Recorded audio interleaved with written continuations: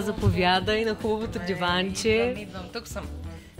Добре сте ни дошли в втори епизод на нашия подкаст. Малко се забавихме с неговото представяне към вас, но по-добре късно, отколкото никога. Виж, това ще ни е слогана и на първия епизод. По-добре късно, го казахме. Да, така е. Го казахме. Аз се казвам Виктория. Приятно ми е да се запознаем. Това е много тъпо. Аз се казвам Виктория и отговарям за бизнес девелопмента и продажби в фирмата Ringwalder. Мони вече я познавате. И каква е темата, която сме избрали на нашия втори подкаст? Да си поговорим малко за това как да съчетаваме работата с почивката. Две много непонятни работа за мен неща. И пълноценна почивка, както го... Да, официалното му име. Да, точно така. Мисля, че някакси темата е доста подходяща, имайки предвид, че сега летния сезон вече към края си, колкото и да е тъжно. Да. Може би малко повече ще се разредят моментите на почивка, там, дните, в които си взимаш отпуск, които очакваш, нали, знаеш, че тая седмица като изработиш и ти идва почивката и някакси това може би те крепи. Но пък ако... така. Ето един интересен въпрос, който ми хрумва. Ти колко е оптималният период да си вземеш почивка?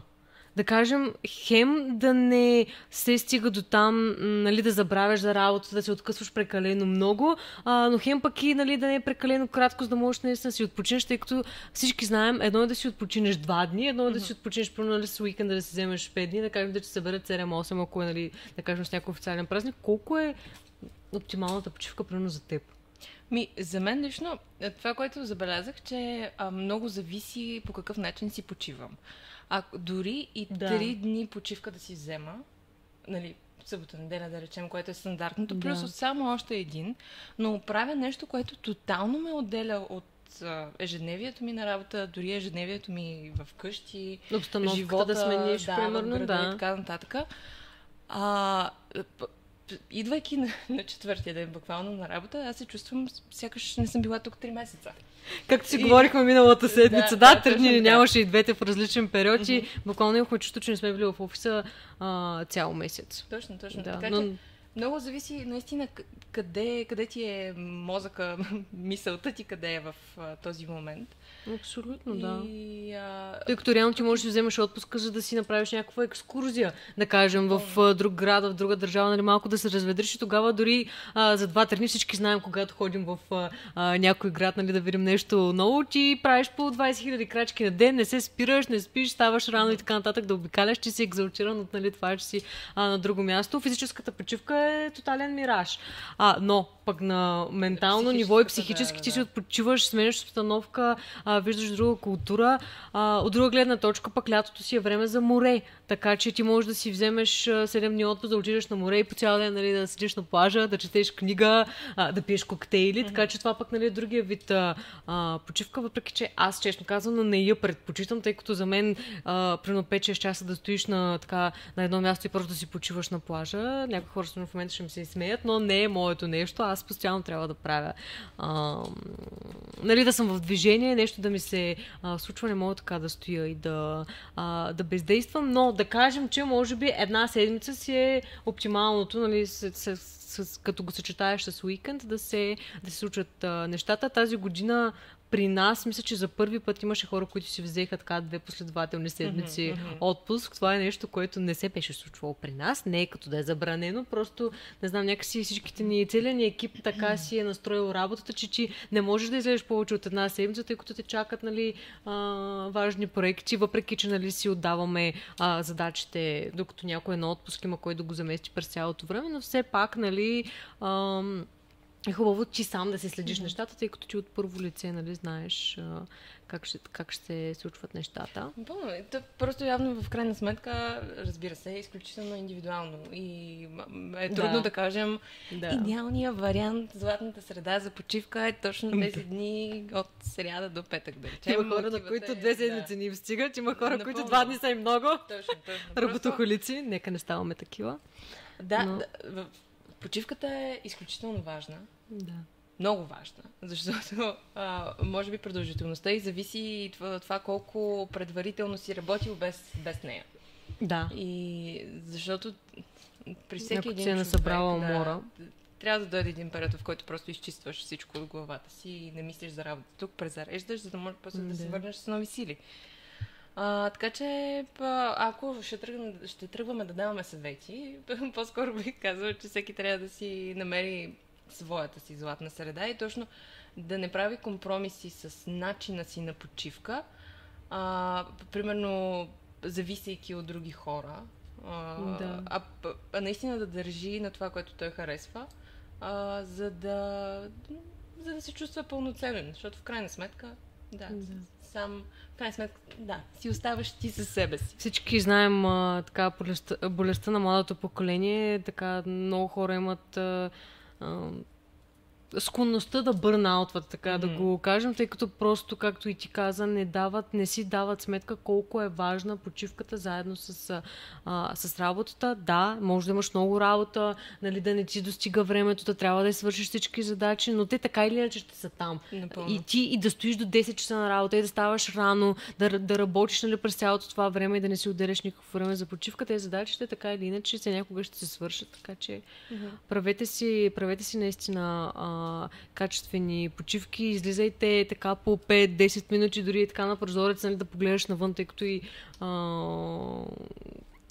това забиване на погледа през цялото време на екрана, лично мен адски много ме дразни. Нали, има едно такова нещо, че когато, нали, са светли очи, повече те дразни екрана, но и хората с тъмни очи, реално. Нали, с кафеви също страдат, така че не са само светлите, но наистина все повече хора имат проблеми с очите, точно и поради този факт, че забравят просто да си махнат погледа, забил си в някаква таблица, правиш нещо, презентация, пишеш имейли и така нататък. Но е така, отваряш прозореца, просто гледаш навън. Мен това си е като, не знам, навик, а и новите технологии тук, часовника постоянно пищи. След един час, ако не съм стала, станете, разходете се, пете си вода, примерно. Нали? Има много неща, които може да се направи, за да не се преуморява мозъка по този начин. Да, напълно. Наскоро даже четох малко настрани от темата, но във връзка с погледа в екрана. Да. Вече се наблюдава изместване на способността за виждане при малките деца. И много от тях са... Сега ще излъжа тук, който ни слуша. Късогледи или далекогледи, но някакъв голям процент беше вече. Така че, да, изключително важно. Малките деца са така, от малки. Нон-стоп. Така че е много важно също...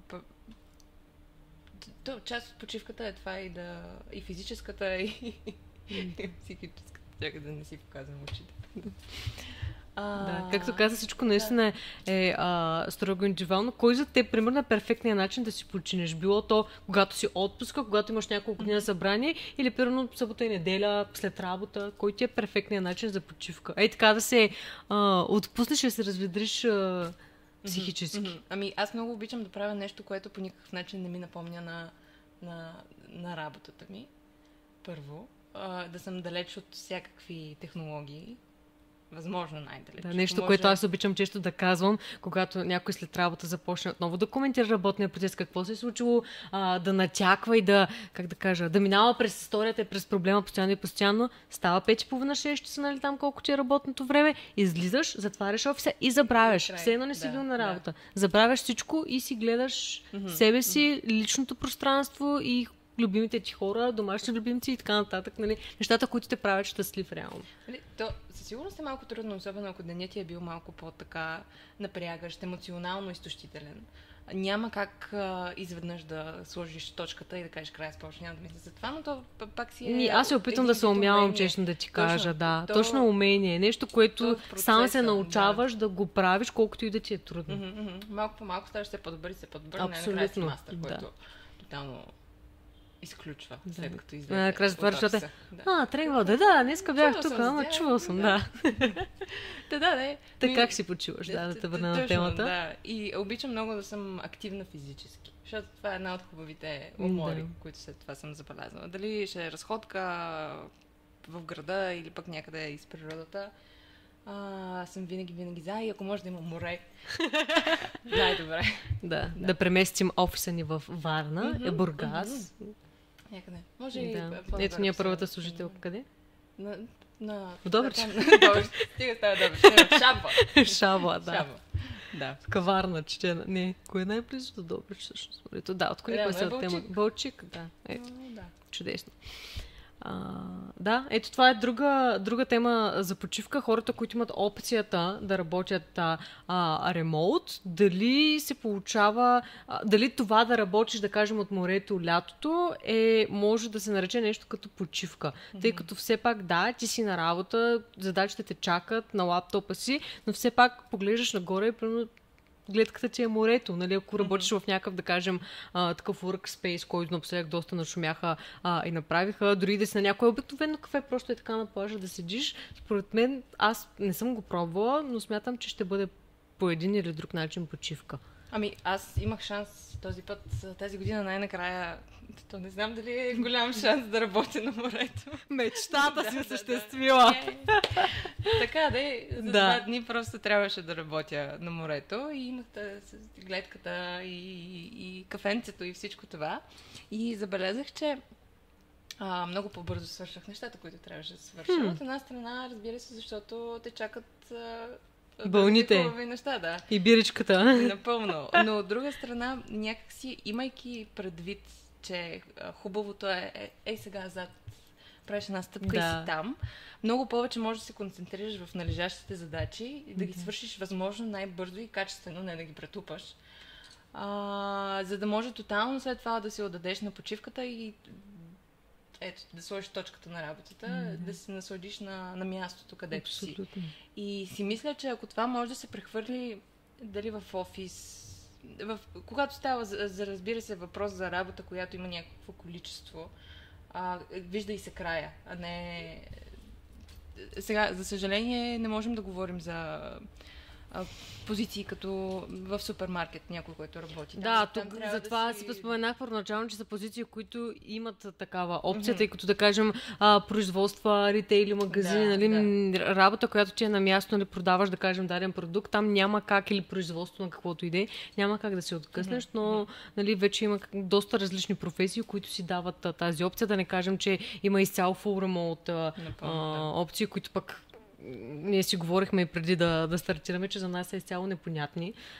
Това да нямаш почти никаква връзка до офис, до колеги, най-малкото имаш някакъв социален контакт, но има и друга гледна точка. Ти спомена, нали, че мотивирате да свършиш по-бързо задачите и работа с цел, нали, това да отидеш, да кажем, до морето, да затвориш лаптопа, но откъде идва тази мотивация пак изобщо реално да отвориш лаптопа? Няма ли шанс, когато примерно хората работят с цял ремонт, да се поскатават малко повече? Тъй като си в офиса, то нали, пак има шанс нали, да се скатаваш, но някакси е как да кажа, че знаеш, че си в офиса и си там, за да работиш, докато като си на морето и малко така представата ти се бърка в главата. Ти там си да си почиваш ли, да пиеш коктейли, да работиш ли, как? То е... Всичко е за човек, да. Разбира се, да, но и много отговорност, просто отговорност. Да си отговорен е трудно нещо. Да. По-лесно е, когато има някой на врата ти и ти казва направи сега това, искам да свършиш тези неща и така нататък. Обаче света ни става все по-свободен от страна на работа, когато става въпрос за работа. И вече са супер модерни и разпространени фриланс позициите. Там... И това го има, да. Да, но да ги оставим на страна, когато става просто за въпрос за работа вкъщи. Колкото и да си свободен и в главата си и така нататък, все пак има тази мисъл, че ти трябва да свършиш нещо днес.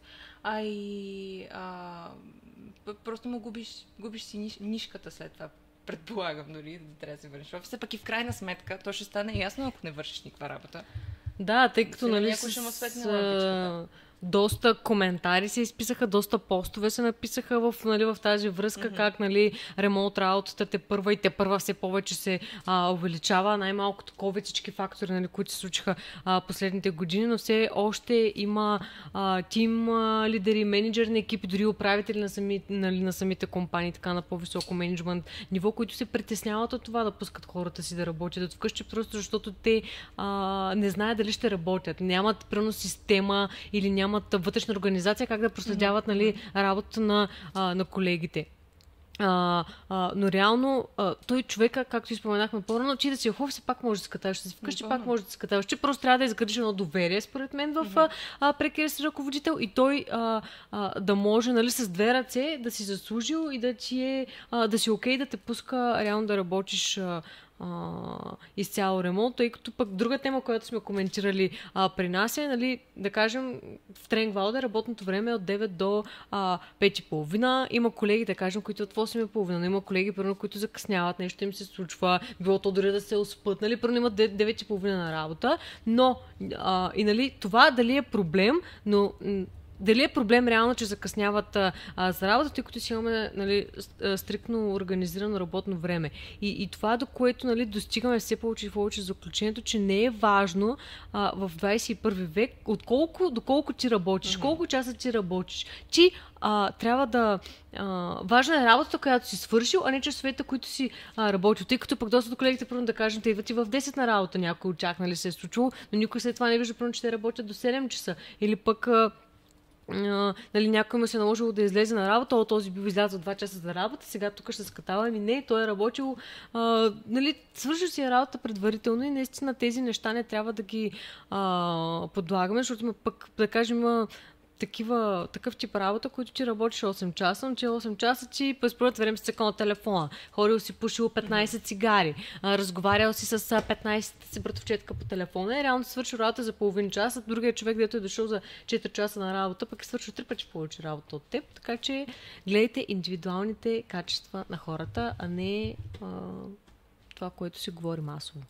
И още нещо друго, когато стане въпрос за работата от вкъщи и доверието от страна на управляващото лице към служителите, много по-лесно се измерва продуктивността и в самите, според мен, поне при себе си така съм го наблюдавала, мотивацията също се увеличава, когато има зададени ясни граници, рамки на това какво трябва да се свърши. Не граници, рамки и изисквания. Които, разбира се, не говоря за безбожно в най-малък детайл и така нататък, а просто примерно седмични, месечни, за да може един човек сам да прецени какво време ще отдели за тези задачи, за да бъдат свършени. Но все пак да знае, че в крайна сметка тези задачи трябва да бъдат свършени за дадения период, дали ще е деня, седмицата и така нататък. Това много зависи според мен от работата. Тъй като има много работи, чиято основна характеристика, която търсят в хората, е проактивност. Когато имаш такива ясно зададени предварително задачи, според мен няма как да имаш проактивност. Проактивност може да имаш примерно в маркетинг, в сейлс, но проактивност не може да имаш, да кажем, ако си примерно счетоводител. Примерно такъв пример за нещо, което ти казаш, счетоводството, примерно, тъй като ти там, знаеш, идват такива неща, аз си ги въвеждам, правя фактури, да не навлизаме в детайли какво правят счетоводителите, но, примерно, когато работиш в продажби, че няма как да имаш ясно разпределени задачи. Точно за това споменах, че не говоря за специфични задачи до най-малкия детайл, а по-скоро задаване на една рамка. Какви са очакванията, както има KPI. KPI, точно, да. Разбира се, ти не знаеш точно в какво ще му е съдържанието на този KPI, обаче знаеш отделно какъв ще е. Да. То както тази проактивност е някакво въображение до някаква степен. Да, аз лично, ако трябва да съм честна, мразя тази дума, тъй като прекалено много пъти са ми я повтаряли. Точно, вече се вкоренило, ето тук пъти проактивен върши неща. И после, защо не мога да си почувам? Ето на... То, първо, че за да си проактивен, трябва да имаш полето за това. Почвата трябва да е такава подходяща, защото не можеш да си проактивен в поле за изява. В една фирма, която тотално реже всяка нова... Да, правиш вафли. Нова идея. Първо така, пък и когато не получаваш нормално. обратна връзка от страна на управителя си или на ръководителя си, какъвто и да е той.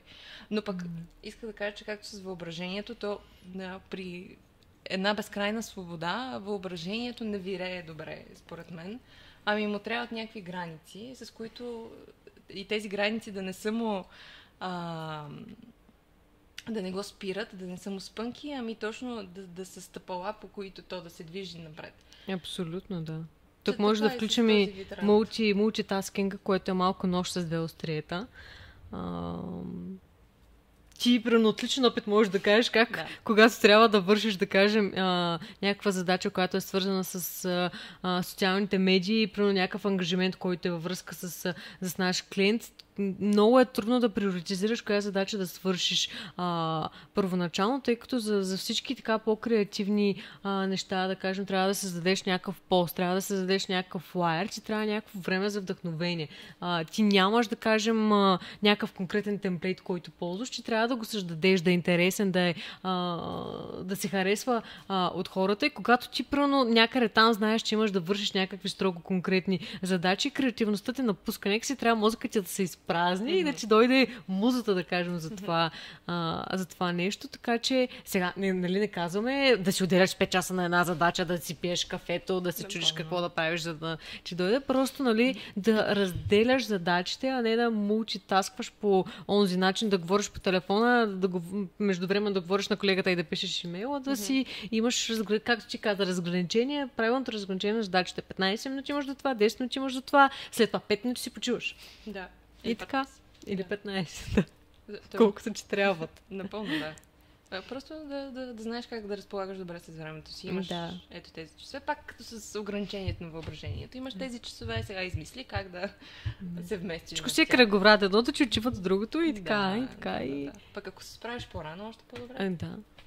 Може да си ходиш. Да. Дали можеш да си ходиш? Вече много зависи. Стискаме палци всеки да може да си ходи, когато се свърши работата. Да. Нека, така да се развиват нещата. Важното е да кажем, че ние нито сме професионалисти в пълноценната почивка, нито сме професионалисти в извънредно продуктивната работа. Ти пък сега. Не дей, че ни чуеш шефа. Искам изобщо така да прозвучи. По-скоро имам предвид, че в крайна сметка всеки се учи по време на пътя си, и житейски, и трудов път. Трябва да имаш някакъв опит, било то месеци и години, просто трябва да имаш някакъв опит, за да си за да се настроиш спрямо това, което за теб е което е най-добре, тъй като сега може да не ти трябва почивка, 2-3 месеца ти да се чувстваш, че за теб е по-добре да работиш това, че доставя удоволствие, но след това, като сечеш почивка, дай си. Не се чувствай задължен да работиш само защото, да кажем, градиш кариера. Кариера има време да се гради предостатъчно, така че просто слушайте се в себе си и в това какво иска организма. Тъй като аз съм от хората, примерно, които много, много рядко си почиват. Аз казах и първоначално, че аз трябва да съм в движение. Нали, постоянно има моменти, в които просто усещаш как тялото ти казва не, спри се. Ти просто нямаш сила, чувстваш се, все едно се разболяваш, безсилен си, но реално ти не се разболяваш. Просто тялото ти дава знак за това. Спри, почини си и утре е ден. Напълно, да. Точно за това трябва да му обръщаме внимание. И да особено специално внимание да обръщаме на това какво ни казва тялото, а не просто е така.